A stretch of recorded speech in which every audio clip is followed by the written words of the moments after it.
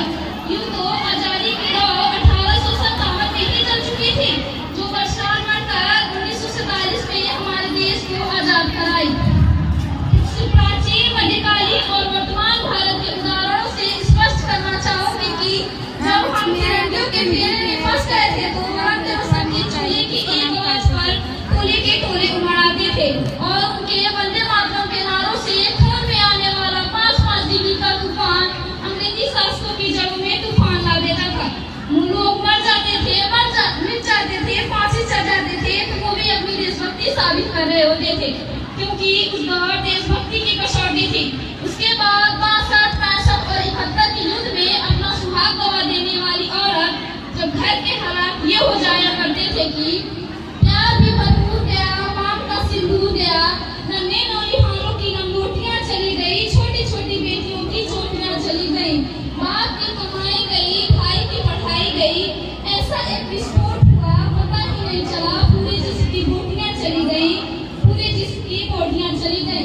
और आपके लिए तो एक आदमी बड़ा है साहब, मेरे घर की 2 रोटियां चली गई, मेरे घर की 2 रोटियां चली गई। ऐसे हालात पैदा हो जाने के बावजूद एक माँ अपने बेटे को सरहद पर दुश्मनों की धज्जियां उड़ाने के लिए भेज दिया करती थी और उसे पत्र में ये लिखकर भेजा करती थी कि माँ ने खत लिखा है बड़े ही चाव से, पुत्र मेरे ना घबराना, 1 इंच भी पीछे ना हटना, चाहे इंच कट जाना, चाहे इंच कट जाना। इस तरह पूरा परिवार अपनी देशभक्ति साबित कर रहा होता था। तब देश बलिदान मांगता था, तब देश लड़ जाने को कहता था, मिट जाने को कहता था, फांसी चढ़ जाने को कहता था। मगर आज देश मर जाने को, मिट जाने को, फांसी चढ़ जाने को नहीं कहता। मेरे विचारों में यदि कोई व्यक्ति अपना काम पूरी ईमानदारी, पूरी मेहनत, पूरी लगन से करे तो वही सबसे बड़ा देशभक्त है। मैं नहीं मानती कि फेसबुक और व्हाट्सएप की डीपी को 3 कमियां देशभक्ति है। और यदि आप ये कहें कि साल में 2 बार हाथ में तिरंगा ले लेना देशभक्ति है, तो मैं पूछना चाहूंगी फुटपाथ पर रहने वाला वो बच्चा ट्रैफिक की छांव में नंगे पांव में जो तिरंगा बेच रहा होता है, तो क्या आप उसे उसकी देशभक्ति कहेंगे?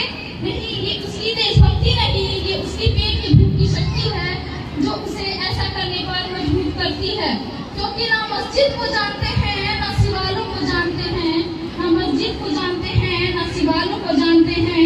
जो पेट के भूखे होते हैं वो सिर्फ भोजन के हिमालों को जानते हैं, वो सिर्फ भोजन के हिमालों को जानते हैं।